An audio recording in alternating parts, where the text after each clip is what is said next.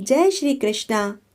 कार्तिक मास का महात्म्य सभी प्रकार के दुखों का नाश करने वाले तथा सारी सृष्टि की पालना करने वाले श्री गणेश जी, ज्ञान की दाता श्री सरस्वती जी, सब पुराणों के कर्ता श्री व्यास जी तथा गुरुदेव के चरण कमलों में नमस्कार करके भगवान के श्रद्धा व भक्ति रस से डूबे हुए मैं कार्तिक मास की कथा कहती हूँ।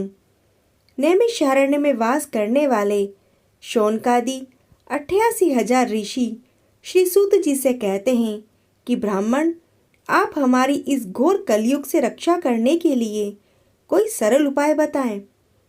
उनका यह प्रश्न सुनकर सूत जी कहने लगे, हे ऋषियों, भगवान के चरणों में तुम्हारी अटल भक्ति देखकर मैं तुमसे कार्तिक महात्म्य की कथा कहता हूँ, जिसके सुनने मात्र से ही मनुष्य के सभी पाप नष्ट हो जाते हैं और वह वैकुंठ में वास करता है।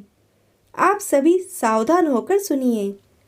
नैमिषारण्य तीर्थ में श्री सूत जी ने 88,000 शौनकादि ऋषियों से कहा कि अब मैं आपको कार्तिक मास की कथा विस्तार पूर्वक सुनाता हूँ, जिसका श्रवण करने से मनुष्य के सभी पाप नष्ट हो जाते हैं और अंत में वह वैकुंठ धाम को प्राप्त करता है।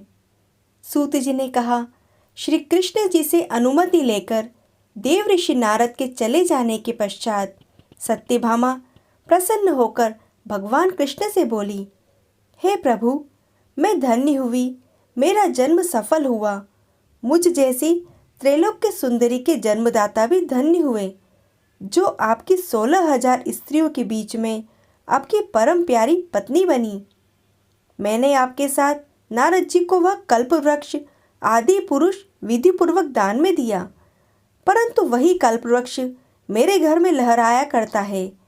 यह बात मृत्युलोक में किसी स्त्री को ज्ञात नहीं है। हे त्रिलोकीनाथ, मैं आपसे कुछ पूछने की इच्छुक हूँ। आप मुझे कृपया कार्तिक महात्म्य की कथा विस्तार पूर्वक सुनाइए, जिसको सुनकर मेरा हित हो और जिसको करने से कल्प पर्यंत भी आप मुझ में विमुख न हो। सूत जी ने आगे कहा, सत्यभामा के ऐसे वचन सुनकर श्री कृष्ण ने हंसते हुए सत्यभामा का हाथ पकड़ा और अपने सेवकों को वहीं रुकने के लिए कहकर विलास युक्त अपनी पत्नी को कल्प वृक्ष के नीचे ले गए। फिर हंसकर बोले कि हे प्रिय, 16,000 रानियों में से तुम मुझे प्राणों के समान प्यारी हो। तुम्हारे लिए मैंने इंद्र एवं देवताओं से विरोध किया था। हे कांते, जो बात तुमने मुझसे पूछी है उसे सुनो। एक दिन मैंने तुम्हारी इच्छा पूर्ति के लिए गरुड़ पर सवार होकर इंद्रलोक जाकर कल्प वृक्ष मांगा। इंद्र द्वारा मना किए जाने पर इंद्र एवं गरुड़ में घोर संग्राम हुआ और गोलोक में भी गरुड़ जी गौओं से युद्ध करते रहे।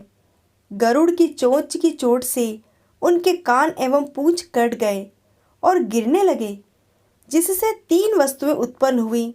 कान से तंबाकू, पूंछ से गोभी, रक्त से मेहंदी बनी।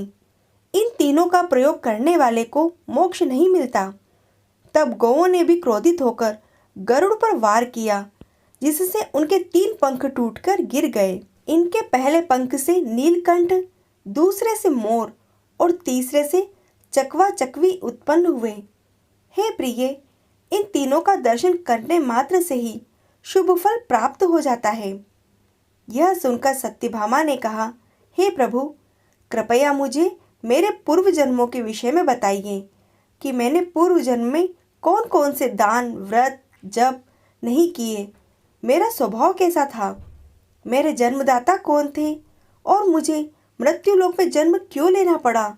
मैंने ऐसा कौन सा पुण्य कर्म किया था जिससे मैं आपकी अर्धांगिनी हुई हूँ। श्री कृष्ण ने कहा, हे प्रिय, अब मैं तुम्हारे द्वारा पूर्व जन्म में किए हुए पुण्य कर्मों को विस्तार पूर्वक कहता हूँ, उसे सुनो। पूर्व समय में सतयुग के अंत में मायापुरी में अग्निहोत्र के श्री कृष्ण ने कहा, हे प्रिय, अब मैं तुम्हारे द्वारा पूर्व जन्म में किए हुए पुण्य कर्मों को विस्तार पूर्वक कहता हूँ, उसे ध्यान पूर्वक सुनो। पूर्व समय में सतयुग के अंत में मायापुरी में एक वेद वेदांत का ज्ञाता देव शर्मा नामक ब्राह्मण निवास करता था। वह प्रतिदिन अतिथियों की सेवा करता, हवन और सूर्य भगवान का पूजन किया करता था। वह सूर्य के समान तेजस्वी था। वृद्धावस्था में उसे गुणवती नाम की कन्या की प्राप्ति हुई। उस पुत्रहीन ब्राह्मण ने अपनी कन्या का विवाह अपने ही चंद्र नामक शिष्य के साथ कर दिया। वह चंद्र को अपने पुत्र के समान मानता था और चंद्र भी उसे अपने पिता की भांति ही सम्मान देता था। एक दिन वे दोनों कुश व समिधा लेने के लिए जंगल में गए। जब वे हिमालय की तलहटी में भ्रमण कर रहे थे, तब उन्हें एक राक्षस आता हुआ दिखा।